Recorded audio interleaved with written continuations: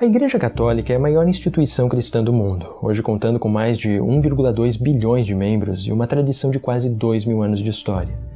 Mas qual é a origem da Igreja Católica? Seria ela fundada por Constantino no século IV, conforme afirmam alguns? Seria a Igreja Católica fundada pelo próprio Jesus de Nazaré, como afirma a tradição católica? O que as evidências históricas realmente nos informam sobre esse período da Antiguidade? É o que nós iremos compreender hoje em mais um vídeo da série História do Cristianismo.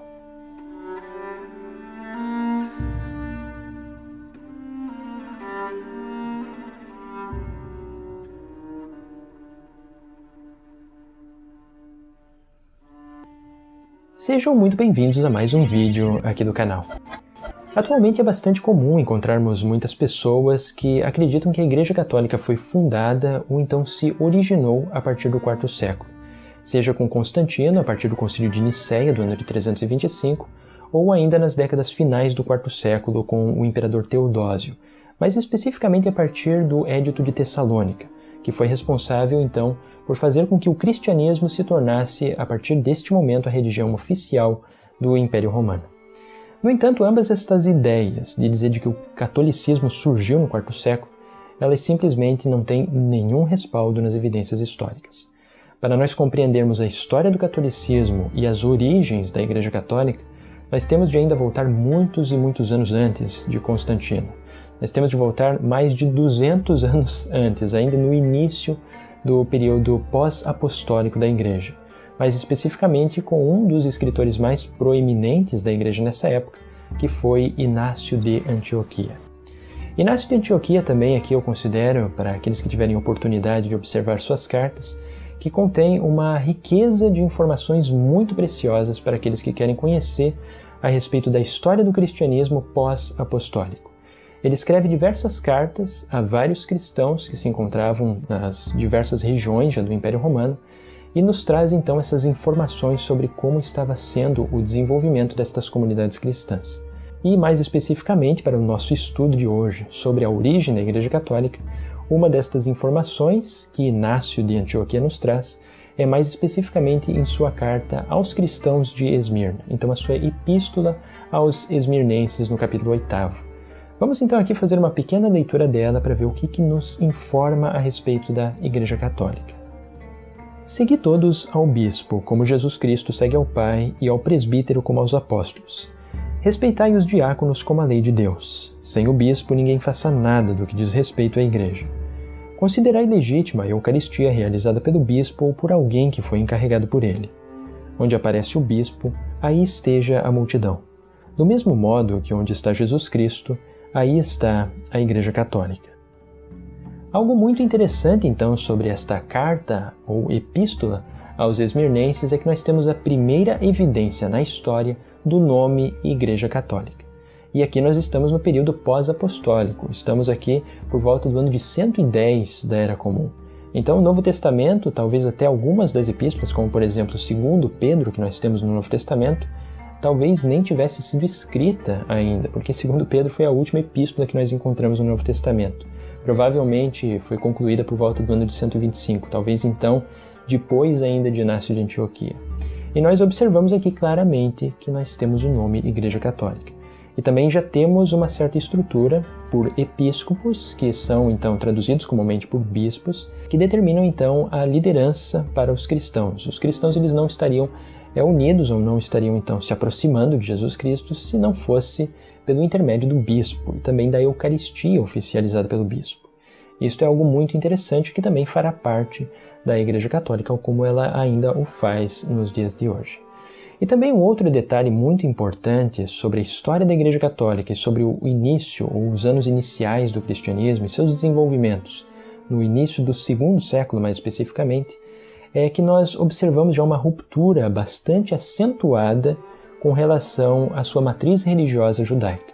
Isto porque Inácio de Antioquia também nos traz uma informação muito importante a respeito desta ruptura entre cristianismo e judaísmo, mais especificamente em sua epístola aos Magnésios. Então vamos fazer a leitura também do que este escrito importante do cristianismo primitivo tem a nos fornecer e nos ajudar então a compreender sobre a história da Igreja Católica. Não vos deixei enganar por doutrinas heterodoxas, nem por velhas fábulas que são inúteis.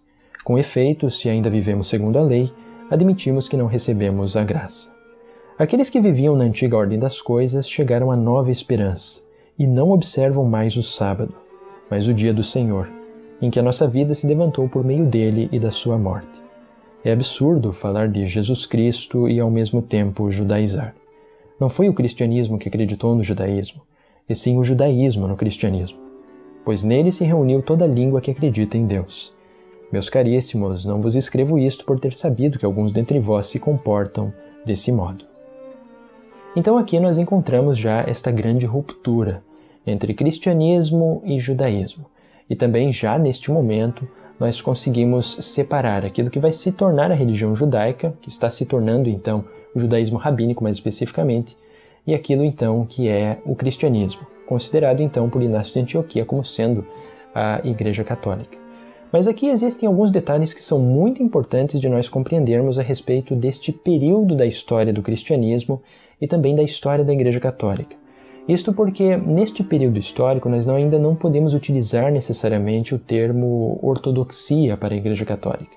Até mesmo este é um termo muito interessante que foi elaborado por Bart de Ehrman, que é um importante pesquisador e historiador a respeito do cristianismo primitivo, que como não está ainda estabelecido várias das doutrinas que farão parte posteriormente da Igreja Católica, nós podemos somente chamar este período do cristianismo de proto-ortodoxo.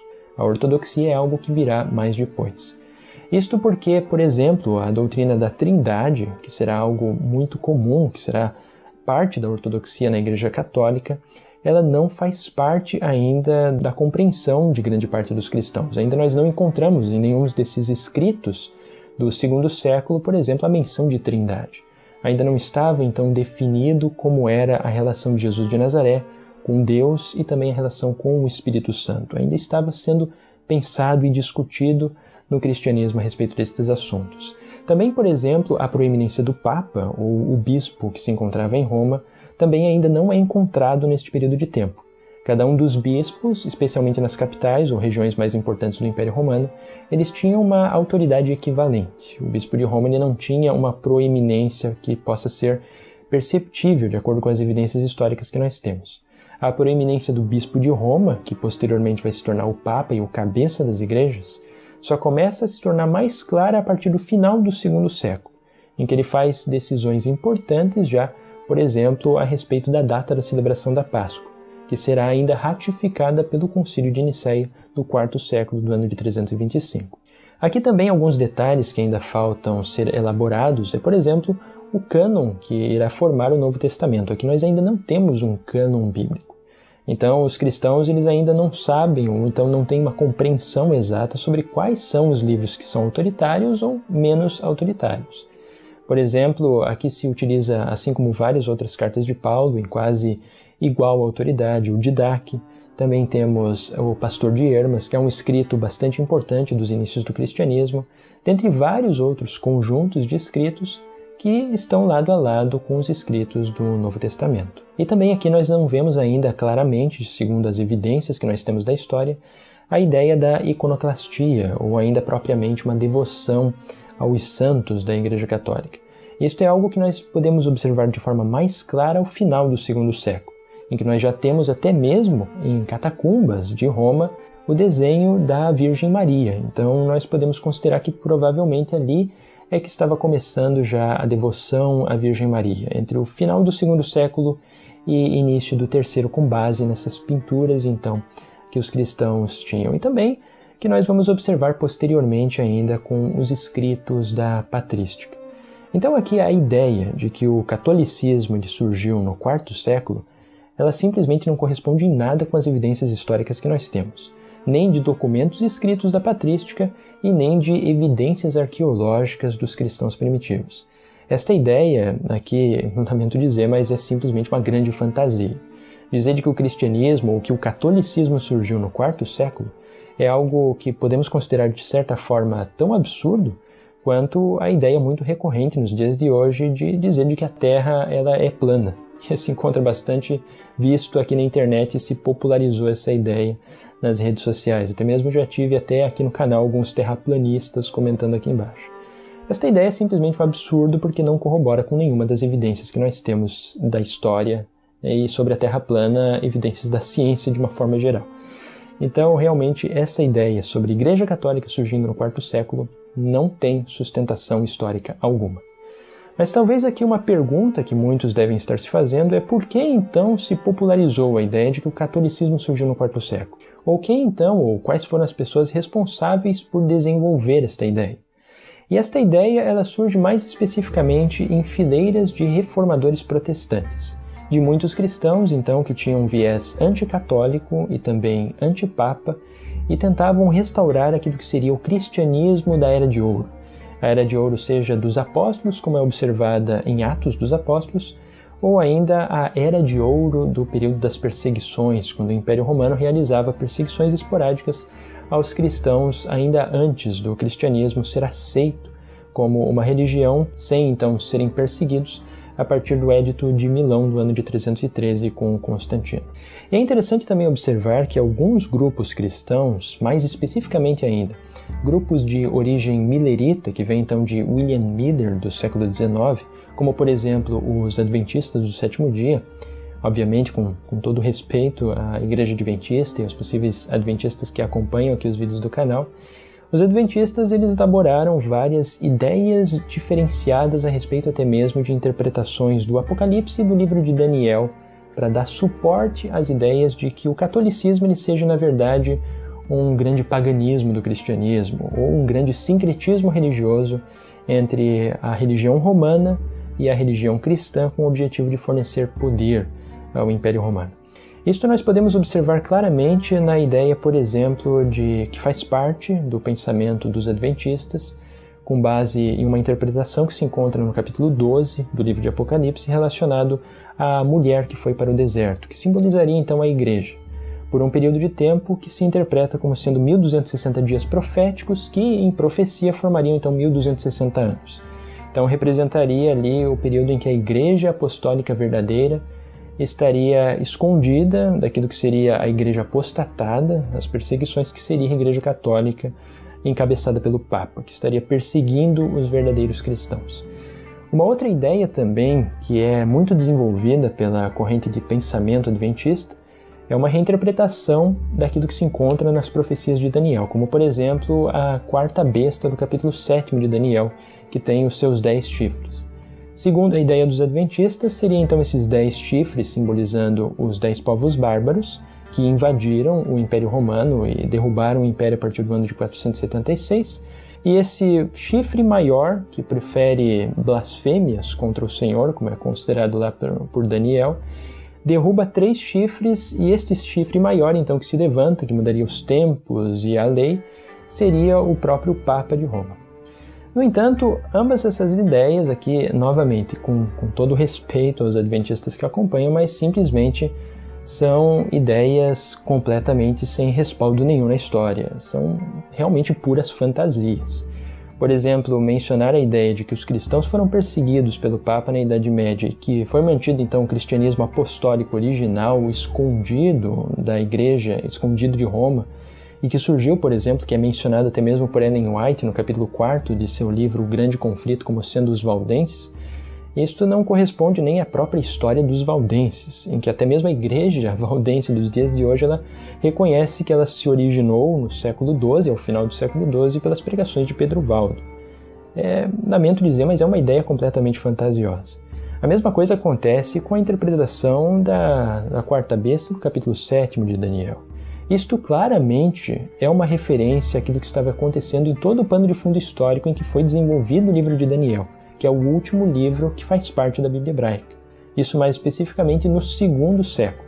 Se refere a todos os reis do Império Sassânida que estava dominando, e esse chifre maior que se levanta claramente é Antíoco IV Epífanes, que derruba 3 reis que eram seus concorrentes e mudando os tempos e a lei, quando proibiu o judaísmo de ser praticado no território da Palestina, em que daí nós temos até mesmo aqueles 3 anos e meio em que praticamente o templo ficou sendo profanado, em que porcos foram oferecidos no altar, temos depois a revolta dos Macabeus, que dará origem à festividade de Hanukkah, e absolutamente nada tem a ver com a perseguição do Papa aos cristãos durante o período da Idade Média.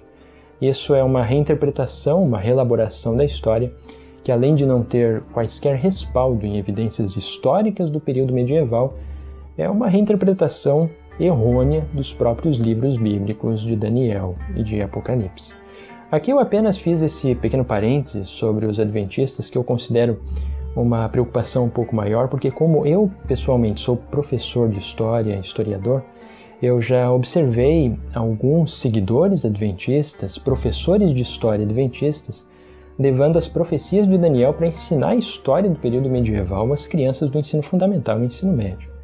E aqui, novamente, com todo respeito aos adventistas, mas simplesmente esse tipo de atitude não corresponde em nada com um professor de história, que deve ensinar aquilo que realmente é história acadêmica para os alunos do ensino fundamental e médio, e não algo que seja de uma crença particular de uma determinada instituição religiosa.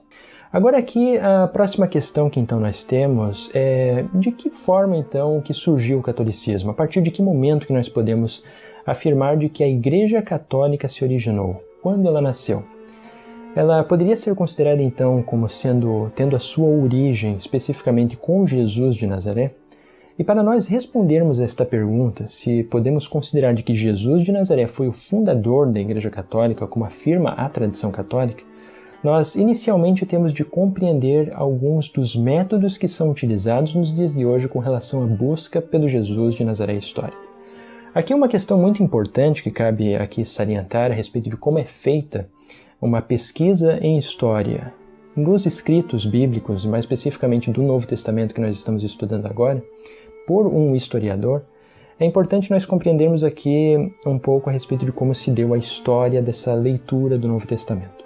Durante especificamente toda a história praticamente do cristianismo, então nós estamos ali desde o século II, quando nós já temos praticamente tudo escrito, aquilo que faz parte do Novo Testamento, até o século XVIII, que então nós temos os desenvolvimentos da crítica histórica, dentre várias outras coisas, que vão ajudar no processo de pesquisa histórica com relação a Jesus de Nazaré e também ao cristianismo primitivo.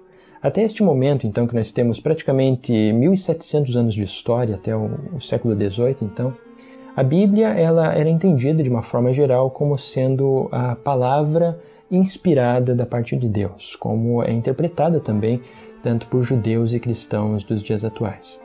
Com isto, como ela sendo uma palavra quase como sendo um ditado de Deus, a ideia que se tinha então é de que ela era inerrante, não havia erros na Bíblia. Então, especificamente, se nós temos na Bíblia de que Herodes perseguiu crianças no momento em que descobriu a respeito da vinda do Messias, isto teria que ser entendido como sendo histórico. Se nós temos então na Bíblia que Jesus de Nazaré converteu água em vinho, então se acreditava de que isso necessariamente teria que ser histórico. Se Jesus de Nazaré conta nos evangelhos que andou sobre as águas, isto necessariamente seria considerado histórico e factual. Mas tínhamos aqui então aquilo que realmente era entendido como a verdade do evangelho. E é uma leitura que até os dias de hoje é feita por muitos cristãos, que normalmente são considerados aqueles que são os fundamentalistas, porque não admitem que a Bíblia possa ter qualquer erro. Então a ideia é que qualquer evidência histórica que nós temos, ela pode estar errada, mas a Bíblia estaria 100% certa com respeito a tudo. Não apenas em sua perspectiva teológica, mas também em sua perspectiva histórica.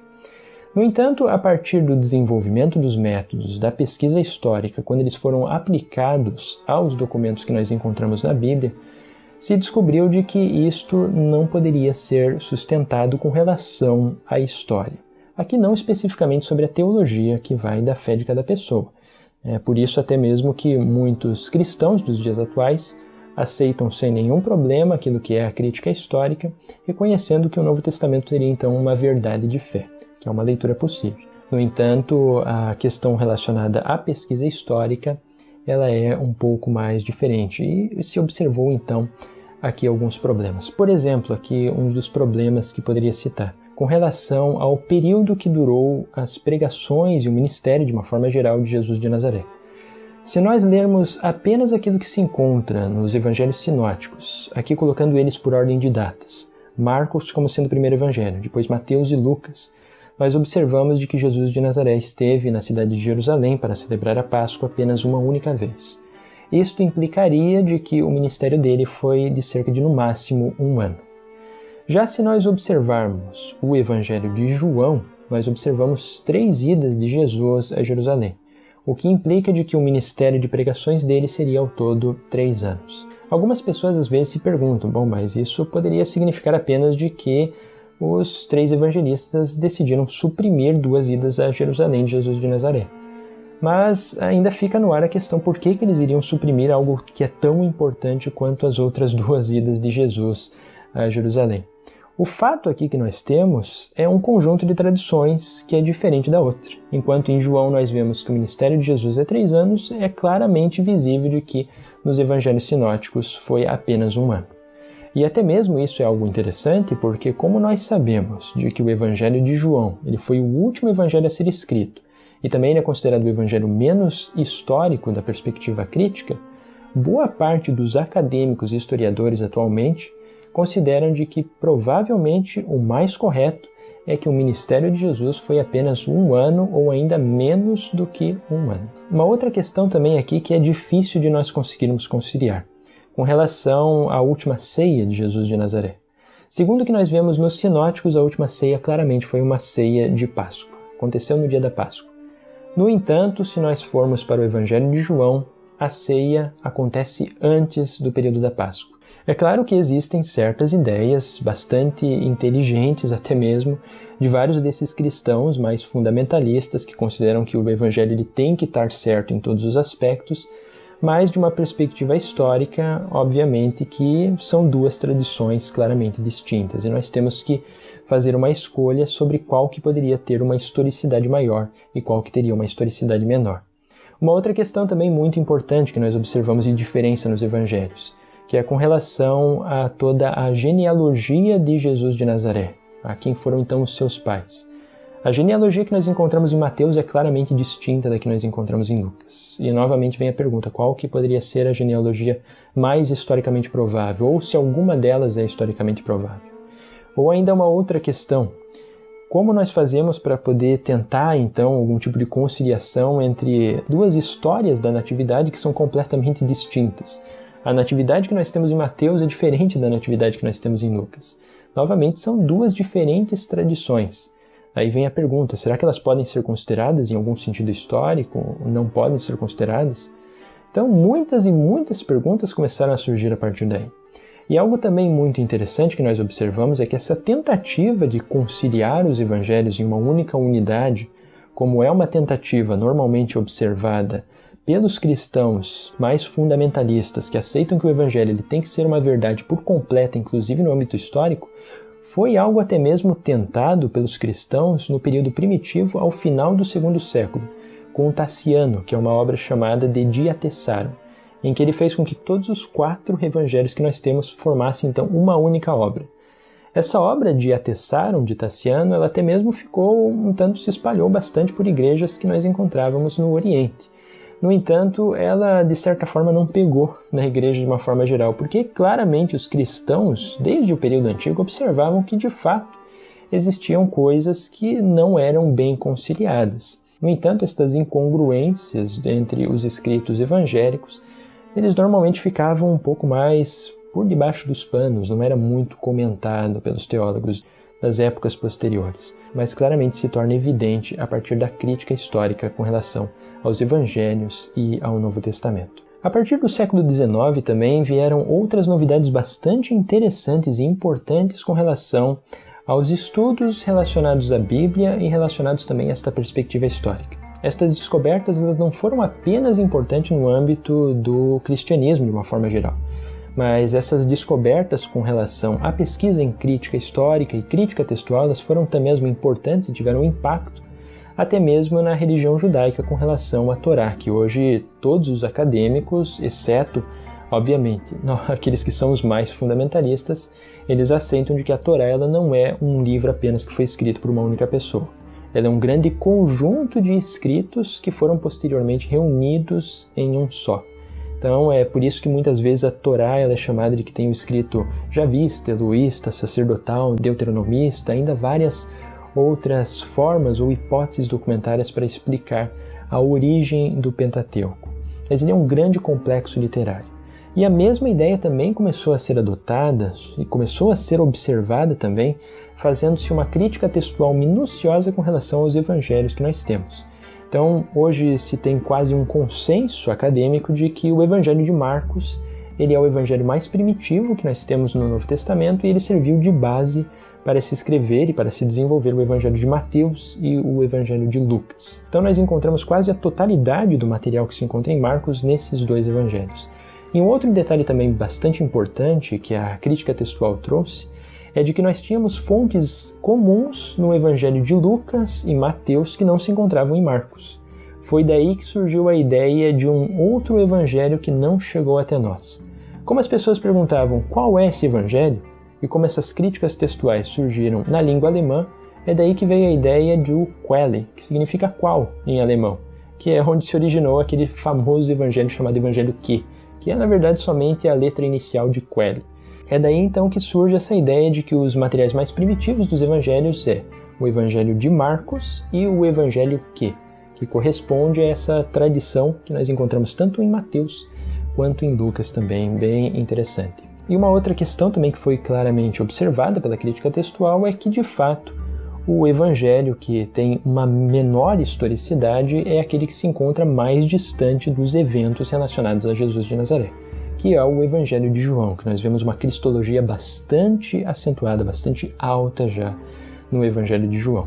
Até mesmo tem muitos historiadores e também exegetas bíblicos que consideram que boa parte do Evangelho de João deveria ser considerado mais ou menos como os midrashim do judaísmo rabínico de forma geral, porque não corresponde a eventos históricos.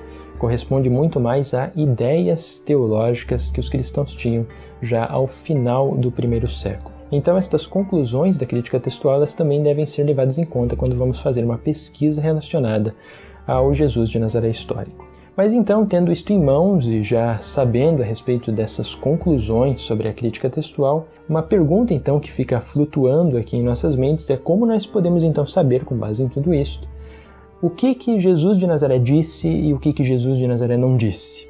O que nós podemos considerar então como sendo um dito histórico de Jesus de Nazaré e aquilo que poderia ser o menos histórico. O que é mais provável de ter acontecido e menos provável. É daí que foi desenvolvido vários critérios para se buscar pelo Jesus de Nazaré histórico. E estes critérios eu vou colocar aqui na tela para vocês observarem com mais cuidado então, que são ao todo 7 que eu listei, que são os critérios mais utilizados na busca por Jesus de Nazaré histórico. Então vamos observar quais são eles. O primeiro critério é o da múltipla atestação, o segundo de similaridade, coerência social, coerência geral, adequabilidade linguística, embaraço, lectio difficilior.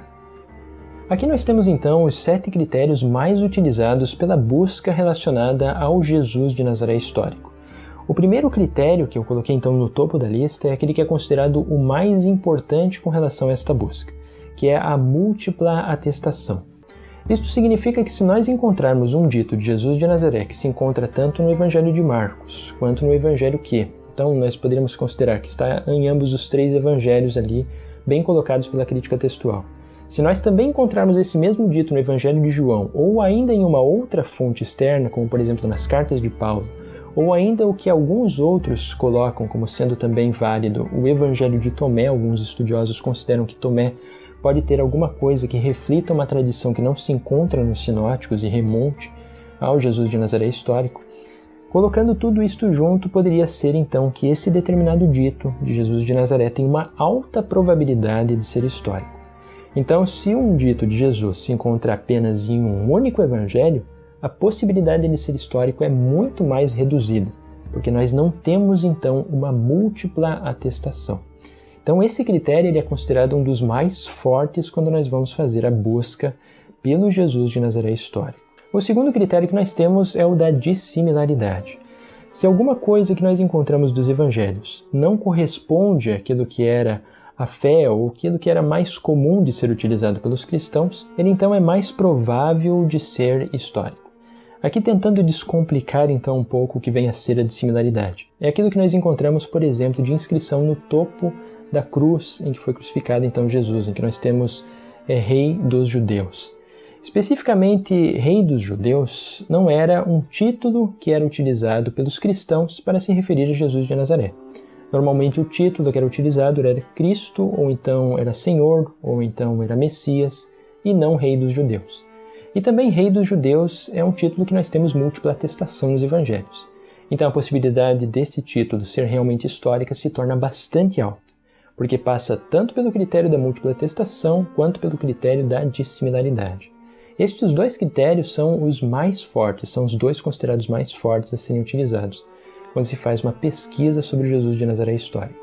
A partir daqui, então, para baixo, do terceiro critério, aqui indo até o sétimo critério, nós temos aqueles que são também importantes, mas eles não são tão importantes quanto o da múltipla atestação e o da dissimilaridade. Então significa que esses critérios eles têm que então ter necessariamente passado por esses dois primeiros aqui para se considerar como algo também histórico de Jesus de Nazaré.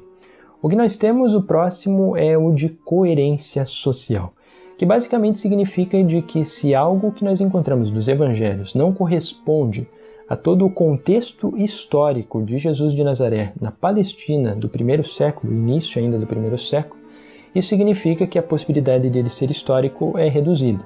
Ele precisa estar em conformidade com o que era a Palestina do primeiro século. Novamente aqui, para descomplicar então o que vem a ser a coerência social, nós podemos encontrar um exemplo mais especificamente no Evangelho de Lucas, no capítulo 5, verso 18 a 19. Então vamos aqui fazer a leitura desse verso para ver o que ele tem a nos dizer e entender um pouco mais sobre coerência social. Vieram então alguns homens carregando um paralítico numa maca. Tentavam levá-lo para dentro e colocá-lo diante dele. E como não encontravam um jeito de introduzi-lo, por causa da multidão, subiram ao terraço, através das telhas, desceram-no com a maca no meio dos assistentes, diante de Jesus. Aqui é um detalhe pequeno que nós observamos de incoerência social, que é basicamente a menção de telhas que foram removidas, então, para se baixar esse paralítico até a frente de Jesus. O grande detalhe aqui é que não eram construídas casas com telhas na Palestina do primeiro século. Então aqui nós vemos claramente algo que é a incoerência social. Mas isso não indica necessariamente que esse verso não possa ser histórico, porque nós o encontramos a base para essa formação ali no Evangelho de Marcos, que é um evangelho mais antigo. Então, novamente, a coerência social também ela deve ser observada necessariamente ainda os dois critérios que estão acima dela, múltipla atestação e dissimilaridade. O próximo que nós temos é o de coerência geral, que também é um critério bem interessante para exemplificar o que vem a ser a coerência geral. Vamos aqui fazer a leitura então de mais um texto dos evangelhos que se encontra mais especificamente em Mateus, no capítulo 18 e verso 17. Caso não lhes der ouvido, dizei-o à igreja.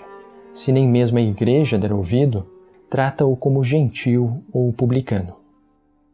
Este verso aqui exemplifica bem a questão com relação à coerência geral. Isto porque nós vemos vários problemas já de início com esse verso. O primeiro de tudo é a menção de igreja, que nós temos essa atestação sobre igreja sendo mencionada por Jesus de Nazaré apenas no Evangelho de Mateus. Então aqui claramente ele já carece de múltipla atestação. Também é uma parte que não passa pelo critério da dissimilaridade, porque nós sabemos que igrejas já estavam estabelecidas, igrejas não como estrutura, que a denominação de igreja como estrutura será somente nos séculos posteriores, mas aqui igreja como referente à comunidade de cristãos, nós vemos somente mais ao final, quando o evangelho foi realmente desenvolvido, o evangelho de Mateus. Então aqui nós vemos um problema de múltipla atestação e também de dissimilaridade. E com relação à coerência social, também ele acaba não passando, porque como nós sabemos de que nessa época ainda nós não tínhamos uma comunidade que poderia ser chamada de igreja, porque Jesus de Nazaré ainda não tinha sido crucificado, ainda os cristãos não estavam então se reunindo em nome de Jesus de Nazaré, nós não temos especificamente uma igreja, então não faria sentido de acordo com o pano de fundo histórico de Jesus de Nazaré. E também aqui é o que vem o detalhe final de coerência geral, porque Jesus menciona nessa passagem a respeito de tratai-o como gentil e publicano. Como gentil até é considerável porque Jesus realmente não tem um tratamento muito amistoso com relação aos gentios, conforme nós observamos nos evangelhos bem estabelecidos pela crítica. Até mesmo quando os discípulos eram mencionados para irem pregar a respeito do reino de Deus, Jesus interpelava de que eles não deveriam se aproximar de vilas de samaritanos e também nem pelo caminho dos gentios, mas ir antes as ovelhas perdidas da casa de Israel. Com os gentios está ok, mas o problema que nós temos é com os publicanos, porque Jesus tratava muito bem os publicanos, tanto é que ele realizava refeições junto de publicanos. Então isso simplesmente não faz sentido com a coerência geral muito bem estabelecida por versos anteriores em que Jesus de Nazaré tem um tratamento com os publicanos. Então, pelo fato de esse verso ele não passar por todas essas 4 categorias que nós já vimos aqui, estes 4 critérios, então, a possibilidade de ele ser histórico é extremamente baixa, tanto é que nenhum historiador considera de que este verso realmente remonte ao Jesus de Nazaré histórico, porque não passa por nenhum dos critérios. O próximo critério, então, que nós observamos é o de adequabilidade linguística. Este critério ele é mais observado quando nós vemos o Novo Testamento em sua língua original, que é o grego em que ele foi escrito. Se alguma coisa que nós temos no Novo Testamento escrito em grego não pode ser bem traduzido para aquilo que era a língua materna de Jesus de Nazaré, que era basicamente o aramaico que ele utilizava, isto implica de que seja uma criação original feita em grego e que não remonte a Jesus de Nazaré. Então é necessário também que o grego tenha essa adequabilidade linguística. Seja possível nós bem traduzirmos os termos e também correlacionar do grego com a língua materna de Jesus de Nazaré. Um critério também, de certa forma, importante para os estudos em língua grega. O 6º critério da nossa lista é o critério do embaraço. Alguma coisa que fosse então embaraçosa para os evangelistas e que não servia também aos propósitos da igreja, são considerados embaraçosos e problemáticos para estarem ali nos evangelhos. Por exemplo, aquilo que nós encontramos após o túmulo vazio de Jesus de Nazaré. Nós observamos de que foram as mulheres que viram o túmulo vazio pela primeira vez. No entanto, a testemunha de mulheres nesse período da história, ela não era válida. Então nós observamos aqui um problema de embaraço. Por que os cristãos, se eles queriam realmente que fosse algo criado, para dar uma ênfase então à ressurreição de Jesus de Nazaré, não teria colocado homens sendo os primeiros a verem o túmulo vazio e colocaram mulheres? Então isso nos indica de que realmente, provavelmente sim, é histórico, com base no critério do embaraço, de que as mulheres foram as primeiras a ver que o túmulo estava vazio. Uma outra questão também que se encaixa no critério do embaraço é com relação a Jesus de Nazaré sendo batizado por João Batista, em que também é de certa forma problemático para os cristãos, porque isso faria com que quem lesse os evangelhos, ou quando os evangelhos fossem lidos em público, aqueles que estavam se buscando converter iriam ver de que Jesus de Nazaré estava abaixo então da autoridade de João Batista. Então também é um critério que se encaixa nesse do embaraço. Era embaraçoso para os cristãos mencionarem determinadas coisas. Outra questão também interessante sobre o critério do embaraço é aquilo que nós encontramos no Evangelho de Marcos, em que em algumas partes do Evangelho a família de Jesus não entende o que está acontecendo. Até mesmo menciona de que ele tinha ficado maluco. E isto é também embaraçoso para os cristãos, considerando que a própria família de Jesus de Nazaré estava considerando que ele, naquele momento que se iniciou as suas pregações, estava fora de si, porque seria também problemático para os cristãos primitivos abordarem esse tipo de ideia, seria algo embaraçoso. Então tem uma possibilidade maior de ser histórica. E o último critério é o lectio difficilior, que basicamente é um critério mais utilizado quando nós temos vários textos do Novo Testamento e queremos saber qual é desses textos que remonta a um mais antigo. Ele é um critério que ele não é tanto utilizado, ele raramente é utilizado quando nós estamos fazendo uma pesquisa dentro do Novo Testamento daqueles que foram os textos já estabelecidos pela crítica textual como sendo os mais antigos.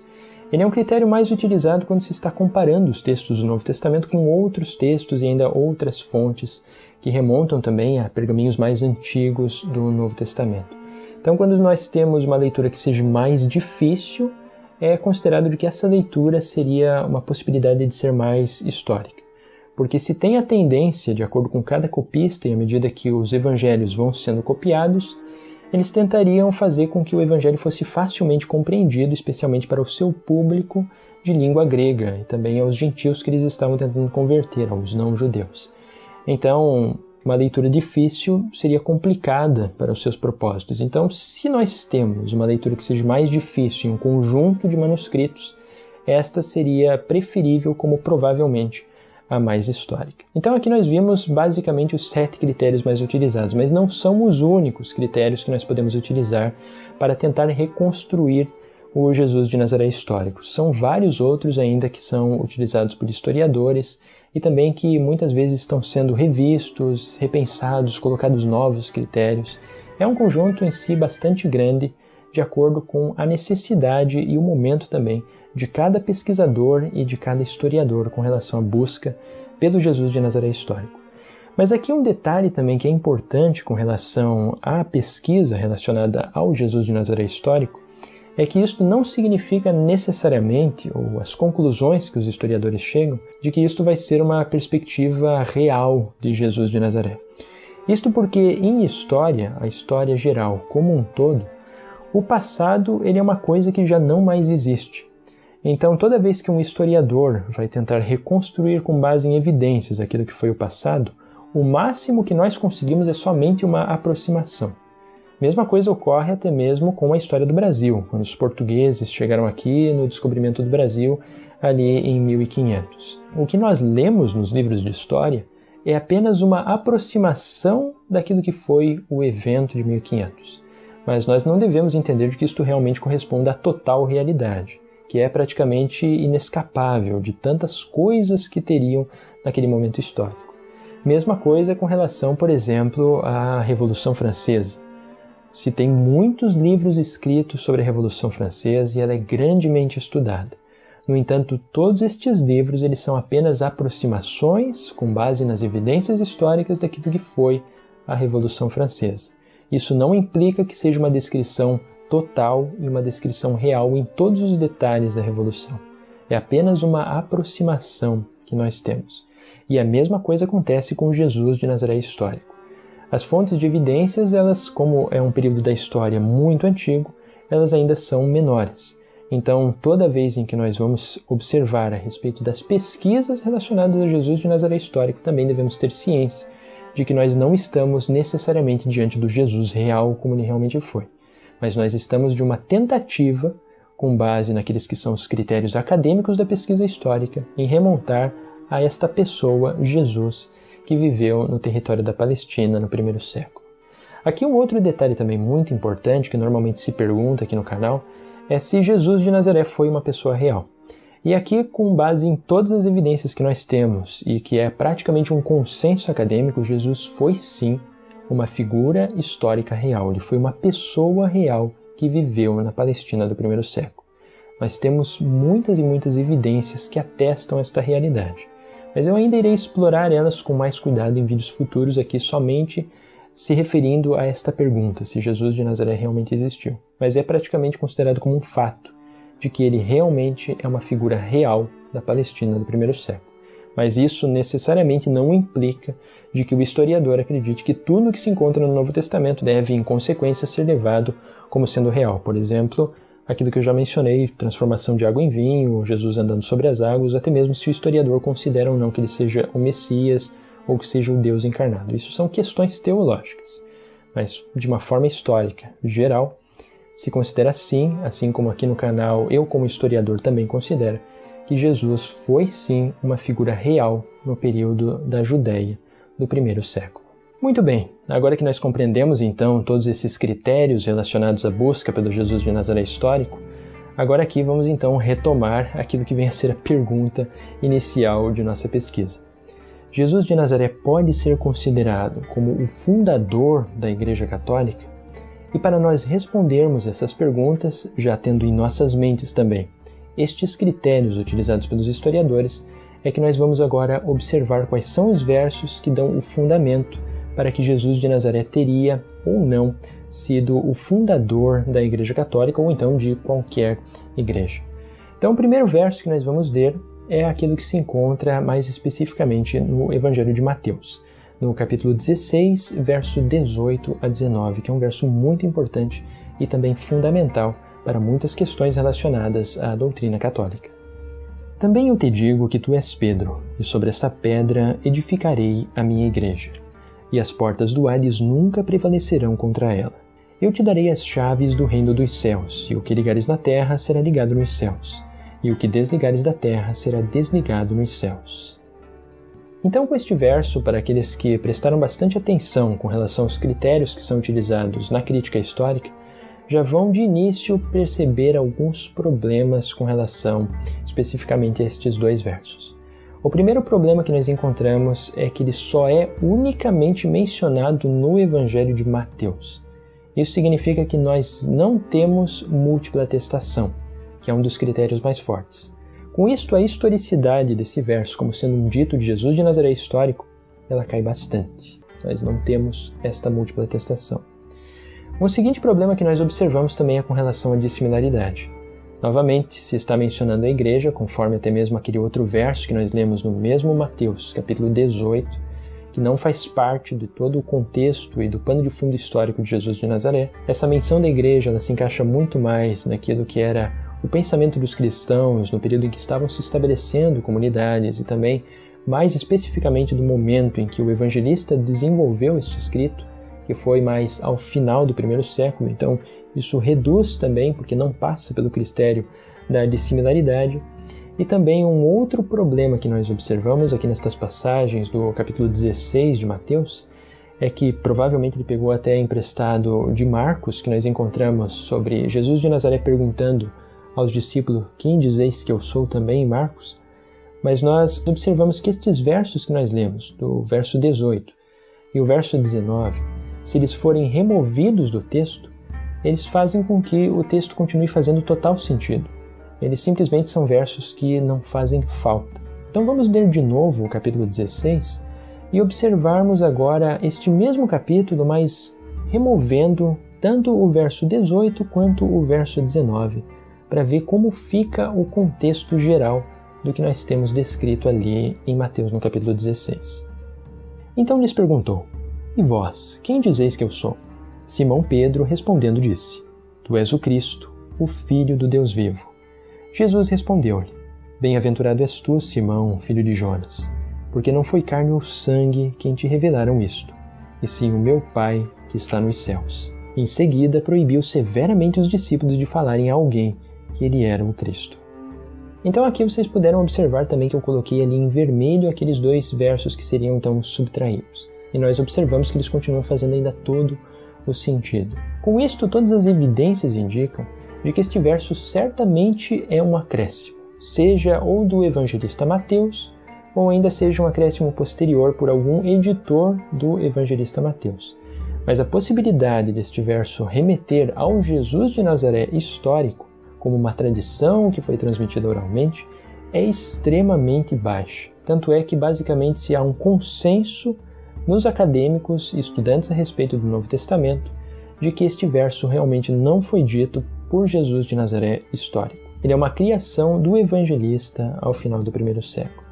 Aqui talvez, para aqueles que não estão devidamente acostumados a respeito de que nos evangelhos nós temos certos adendos que não remetem a Jesus de Nazaré histórico, podem talvez se perguntar: mas de onde é que então os cristãos tiravam a ideia de que poderiam acrescentar coisas que não remetiam ao Jesus de Nazaré histórico? E a resposta para esta pergunta pode ser encontrada, por exemplo, no Evangelho de João, em que se fazia parte da fé cristã de que viria o Paráclito, ou o Espírito de Deus, que ensinaria verdades pelas quais eles ainda não estavam preparados para compreender.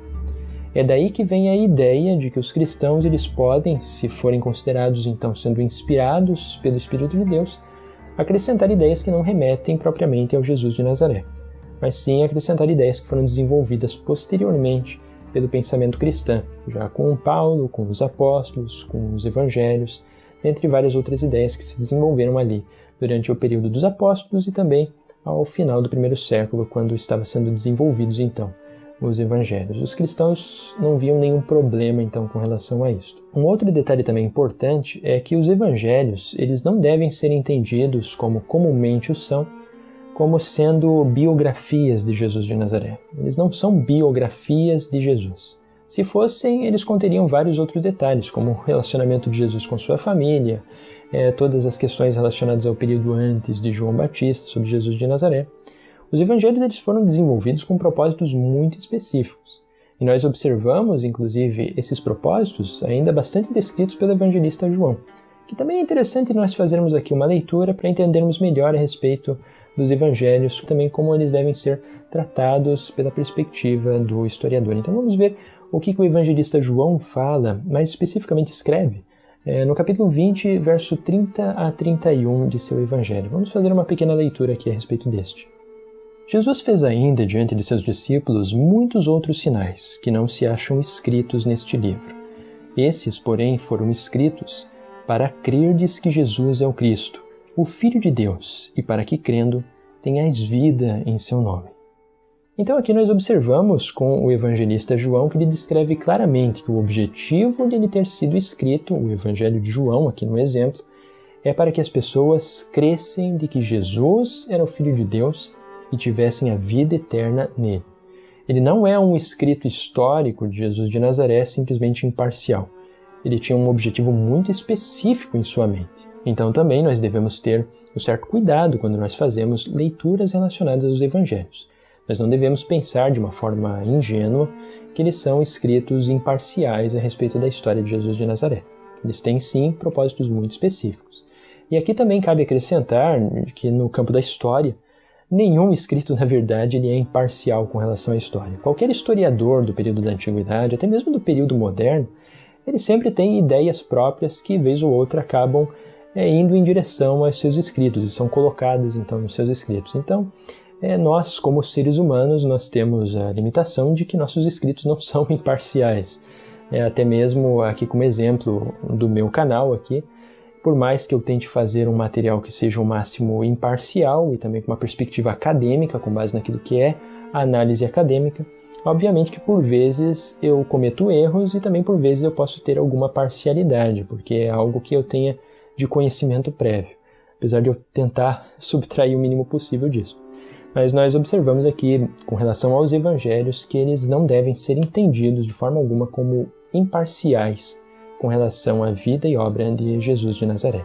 É necessário termos isso em mente. Agora, uma outra passagem também muito importante, que é considerada como a fundação da Igreja, ou também, muitas vezes, como sendo a fundação da Igreja Católica, é aquilo que nós encontramos nos versos finais do Evangelho de Mateus, mais especificamente no capítulo 28, do verso 16 até o final de seu Evangelho. Então vamos ler aqui estes versos finais para observarmos o que ele tem a nos informar e também se nós poderíamos, através dos critérios sendo utilizados pelos historiadores, os critérios, então com relação à busca do Jesus de Nazaré histórico, se poderíamos dizer se ele fundou alguma igreja ou, mais especificamente no nosso estudo, se ele é o responsável por fundar a Igreja Católica. Então vamos fazer a leitura destes versos.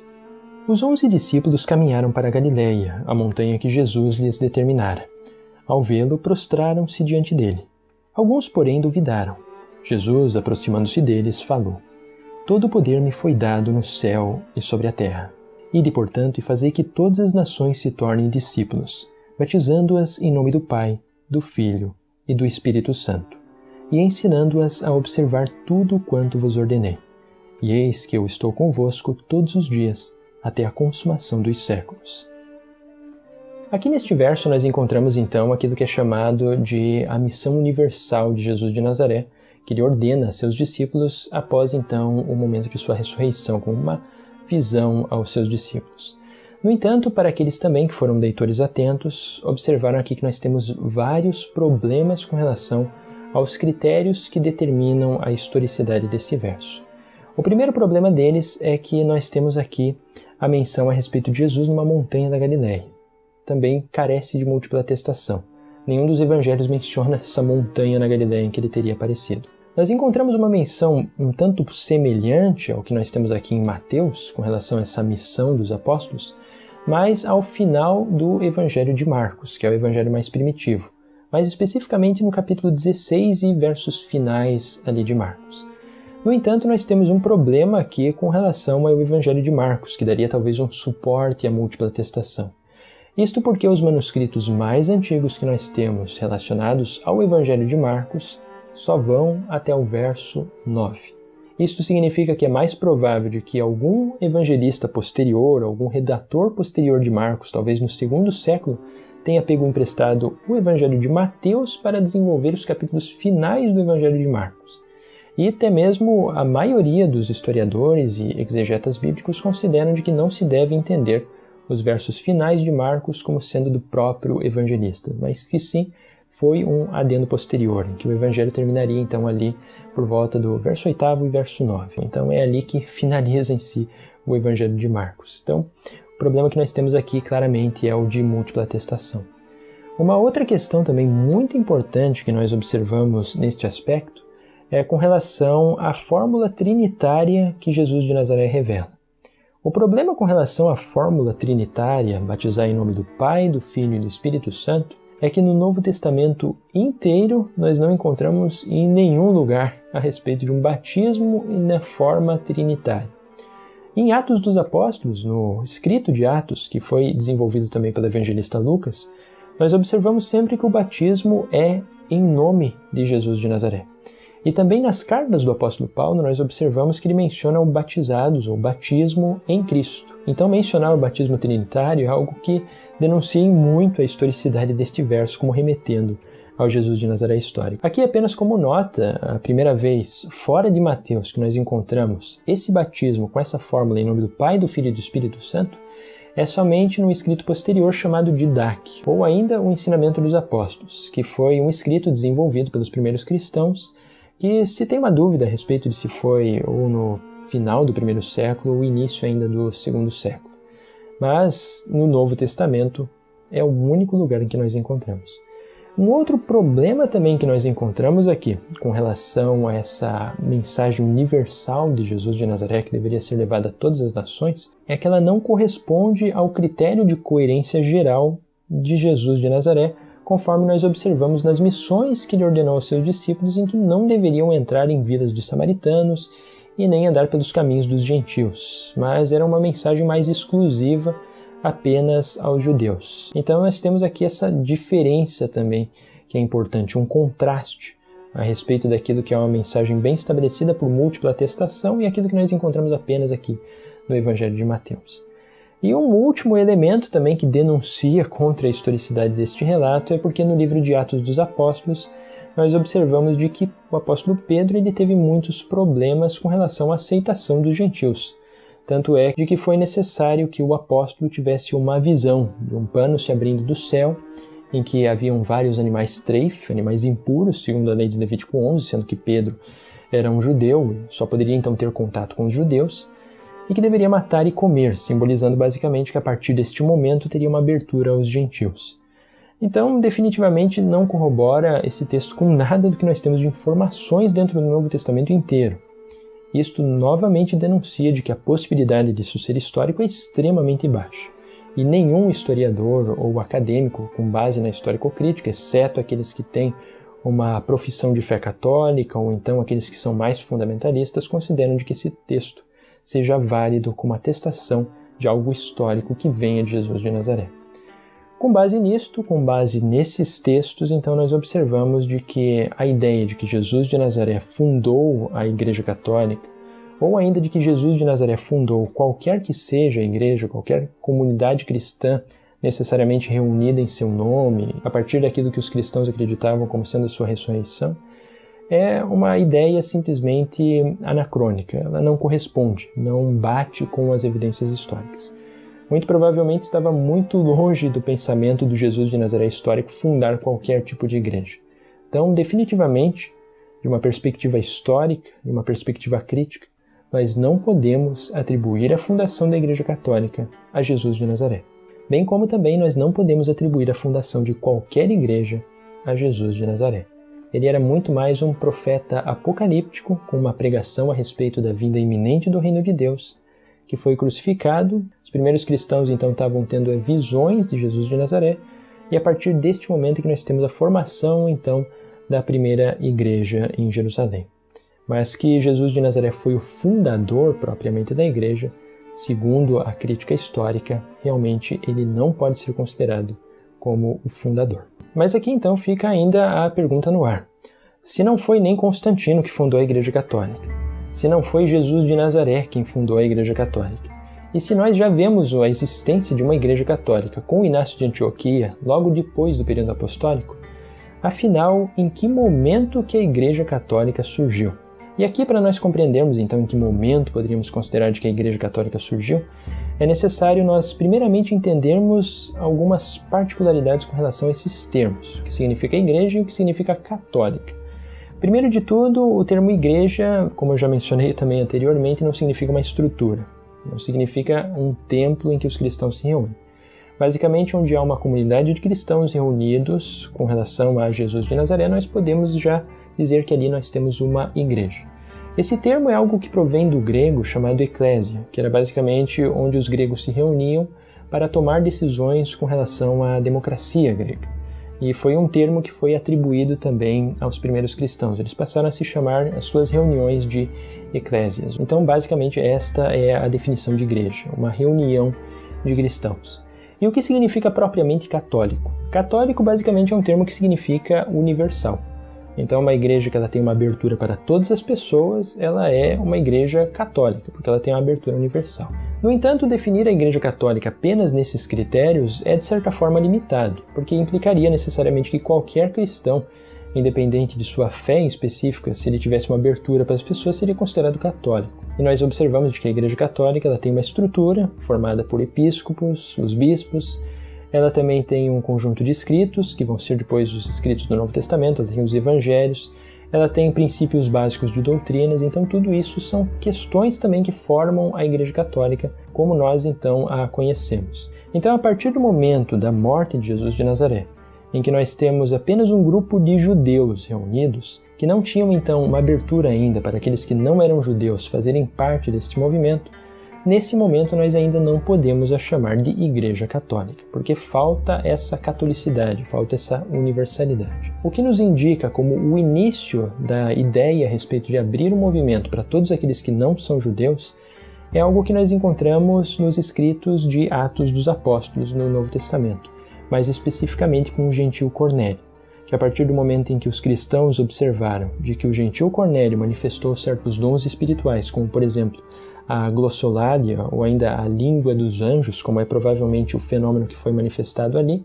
se teve então uma abertura aos gentios a participarem da igreja, até mesmo sem a necessidade de uma circuncisão. O gentil Cornélio ele é considerado um temente a Deus. Isso significa que era uma pessoa que era muito amiga do povo judeu, que visitava até mesmo sinagogas. As sinagogas naquela época tinham uma divisão, uma repartição que permitia a visita de gentios, de não-judeus, e ele foi aceito desta forma na comunidade ou na igreja primitiva, que nós podemos chamar até mesmo de uma seita judaica, seita esta que se reunia então em torno das ideias de Jesus de Nazaré. Então, a partir do momento que nós temos esta abertura inicial e também a abertura esta que foi permitida através da conversão do apóstolo Paulo e de toda a sua pregação aos gentios, nós podemos considerar aqui que nós temos já um proto-catolicismo, porque ainda falta desenvolver as outras doutrinas que farão parte da Igreja Católica. E também nós podemos considerar apenas como sendo um proto-catolicismo porque a Igreja, de forma geral, ela ainda era parte da comunidade judaica. Basicamente, os seus líderes eram judeus, o apóstolo Paulo era judeu, Pedro era judeu, Tiago, que era o líder da comunidade de Jerusalém, ele era judeu. Basicamente, todos eles eram judeus e ainda os judeus que aceitavam a messianidade de Jesus de Nazaré continuavam firmes e obedientes à lei mosaica, como nós encontramos também em Atos, no capítulo 21 e verso 20. Então aqui nós observamos de que ela era ainda, nesse momento, aquilo que realmente podemos chamar de uma seita judaica, ou ainda um judaico-cristianismo. Nós observamos que a igreja ela começa a tomar uma forma, a tomar algo que vai distanciá-la mais do judaísmo, à medida dos eventos que vão acontecendo durante o período apostólico e também ao final do primeiro século. Uma destas novidades é que os cristãos eles passaram a ser, por exemplo, chamados de cristãos na cidade de Antioquia, com a fundação da igreja lá por volta do ano 37. Então, aqui, cerca de mais ou menos 7 anos após a morte de Jesus de Nazaré, os cristãos eles passaram a ser chamados de cristãos.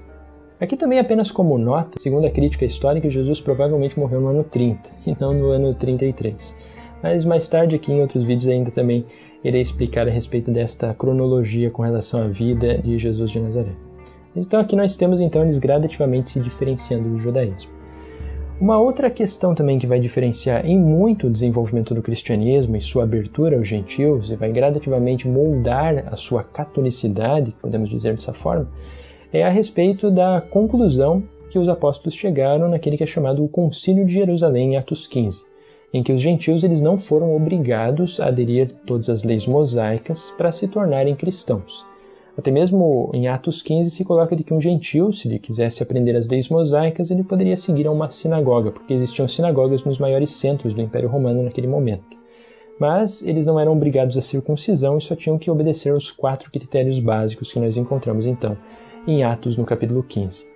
A partir deste momento, nós observamos que há uma facilidade bastante grande para um gentio fazer parte do cristianismo, que era diferente do judaísmo, em que para um convertido se tornar judeu, ele tinha que fazer circuncisão.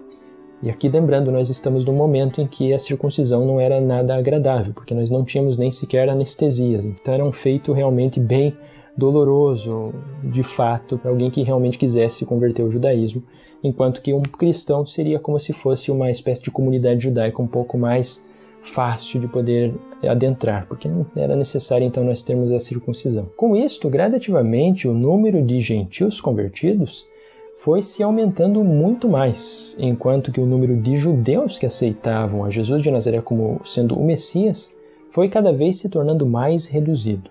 É aqui que nós encontramos um processo rápido até mesmo, que levou apenas algumas décadas, de que a igreja começa gradativamente a se diferenciar da comunidade judaica e a comunidade judaica começa a tomar um outro rumo, em que o cristianismo se encontra já em um certo contraste com o judaísmo. Ideias cristãs estão sendo elaboradas que também são um contraste com ideias judaicas, como por exemplo a ideia de que Jesus de Nazaré sendo morto na cruz seria então um Messias que estaria morrendo pela morte dos pecados da humanidade, o que não faz parte da crença messiânica, da crença da esperança do Messias, conforme é encontrado no judaísmo daquela época, que dará origem até mesmo ao judaísmo rabínico. Então aqui nós começamos a ver este contraste entre cristãos e judeus. Mas aqui a pergunta que surge das evidências históricas é a partir de que momento em que nós podemos dizer de que o cristianismo é uma religião diferente do judaísmo.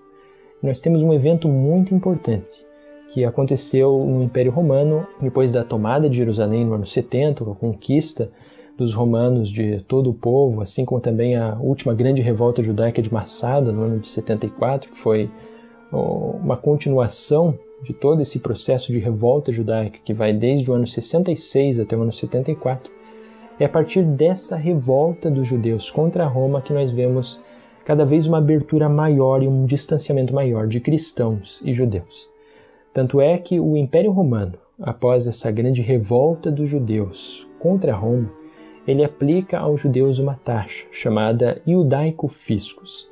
Esse iudaico fiscus, algo que é muito interessante, é que ele não foi aplicado aos cristãos. Ele foi aplicado apenas aos judeus neste período após a revolta dos judeus contra Roma, como sendo uma punição aos judeus. Com isto, o que nós observamos aqui é que por volta dos anos 80 da Era Comum, o cristianismo ele já era uma religião até mesmo reconhecida pelo Império Romano como sendo distinta do judaísmo.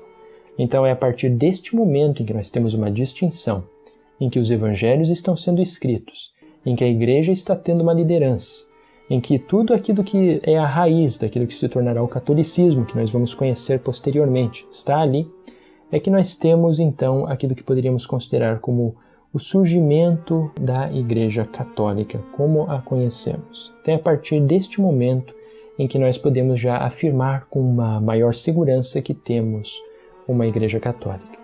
Mas aqui algo que é muito importante de se afirmar é que a Igreja Católica ela não é um evento que pode ser colocado na história. Ela não é um evento específico da história que marca, que a partir deste momento nós temos uma Igreja Católica. Ela é um processo que se inicia a partir do momento em que os apóstolos resolveram que iriam abrir a sua comunidade para aderir aos gentios, até o momento em que nós temos então pelo menos os evangelhos do Novo Testamento, que irão fundamentar as doutrinas católicas sendo escritos.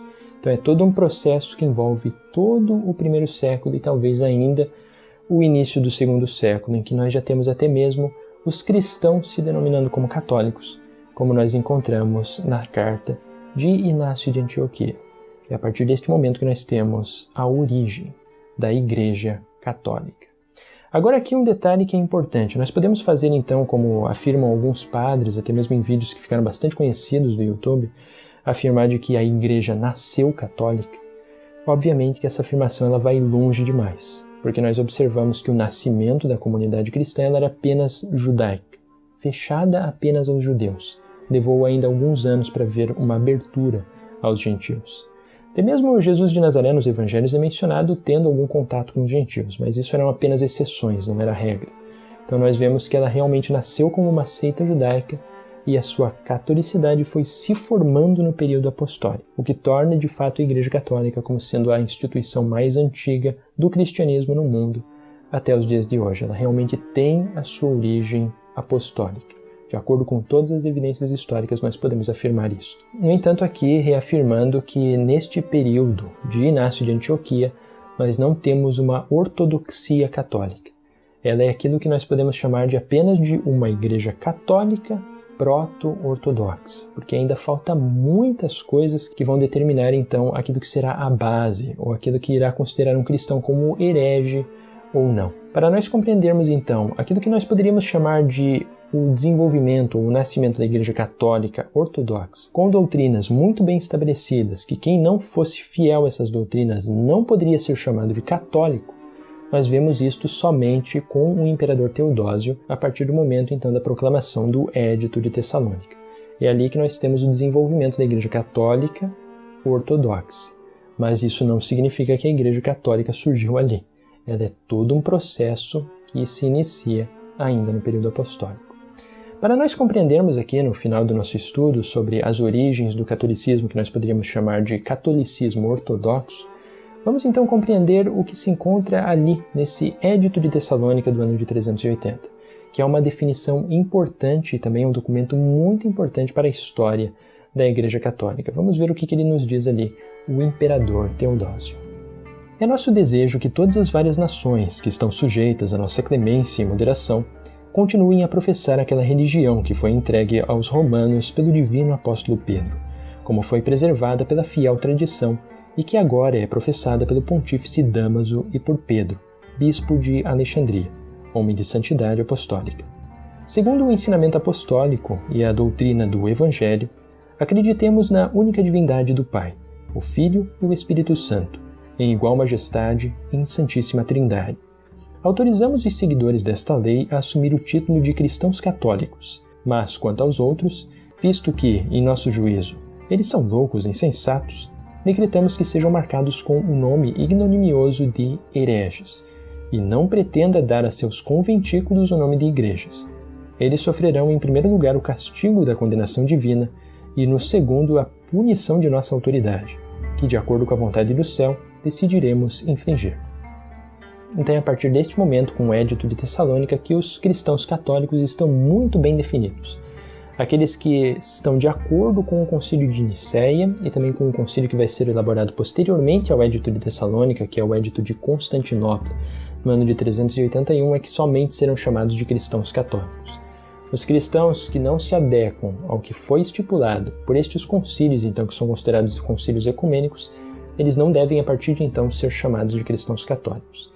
Então isso é algo interessante porque, por exemplo, quando nós tínhamos no Concílio de Nicéia a grande debate com relação aos cristãos arianos, não significava naquele momento que os arianos não fossem considerados cristãos católicos também. Eles divergiam em seu pensamento, mas ainda não tinha essa grande divisão.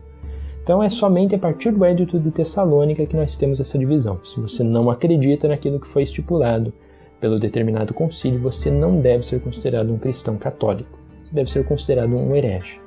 Futuramente, ainda adentrando para os anos finais da Antiguidade, ainda antes da queda do Império Romano no ano de 476, nós ainda vamos ter mais 2 concílios. Adentrando para o período da Idade Média, nós ainda vamos ter 3 concílios.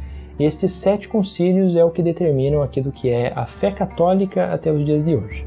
Então, por exemplo, os protestantes, a grande parte dos cristãos protestantes aceita apenas os 4 concílios ecumênicos, que são o Concílio de Nicéia de 325, o Concílio de Constantinopla de 381, que vai até mesmo formular aquilo que é o Credo Niceno-Constantinopolitano. Nós também depois temos o Concílio de Éfeso e o Concílio de Calcedônia. Estes 4 concílios são os mais aceitos pelos cristãos protestantes, que se refere a concílios relacionados especificamente à relação de Jesus de Nazaré com a Trindade e ao estabelecimento da doutrina da Trindade como um todo. Mas como a maioria dos cristãos não aceita os concílios posteriores, como por exemplo o 7º concílio que determina a respeito da iconoclastia, os protestantes eles não são chamados até os dias de hoje, então, de católicos por não aceitarem os concílios, apesar de serem cristãos que têm uma abertura universal, mas o título de católicos ficou reduzido então apenas às igrejas que aceitam os 7 concílios ecumênicos. Por isso que até mesmo as igrejas católicas que se encontram no Oriente, que são normalmente chamadas de igrejas ortodoxas, elas também são chamadas de igrejas católicas ortodoxas, porque elas aceitam a totalidade destes 7 concílios ecumênicos, antes de haver a grande ruptura, ou cisma, da metade da Idade Média, ali no ano de 1054. Então vai romper com a Igreja Católica do Ocidente e a Igreja Católica do Oriente, mas que é um tema que é para quando estivermos estudando a respeito do catolicismo no período medieval. Com isto, então, eu acredito que depois deste longo estudo, nós podemos compreender de uma forma bastante clara de que o catolicismo, de fato, ele não surge no 4º século. Ele surge desde o período apostólico. O que surge com o 4º século mais ao final é apenas aquilo que nós chamamos de uma ortodoxia católica. Mas o catolicismo, bem como todas as suas principais doutrinas, elas surgem muito antes. E Constantino absolutamente não está relacionado a, por exemplo, determinar o cânon do catolicismo, a inventar Jesus de Nazaré, a inventar a doutrina católica. Isso é uma coisa que não existe.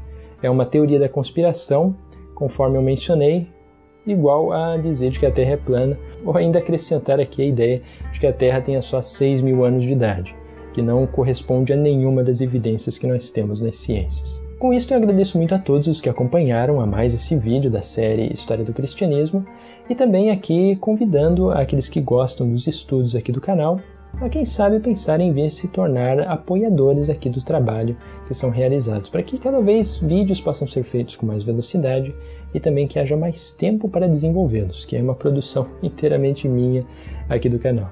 Para aqueles também que querem ajudar o canal de outras formas, podem conhecer a Lojinha do Professor, que tem alguns produtos ali de design exclusivos aqui do canal para adquirir e também estarem ajudando a todos os trabalhos envolvendo as produções aqui do canal.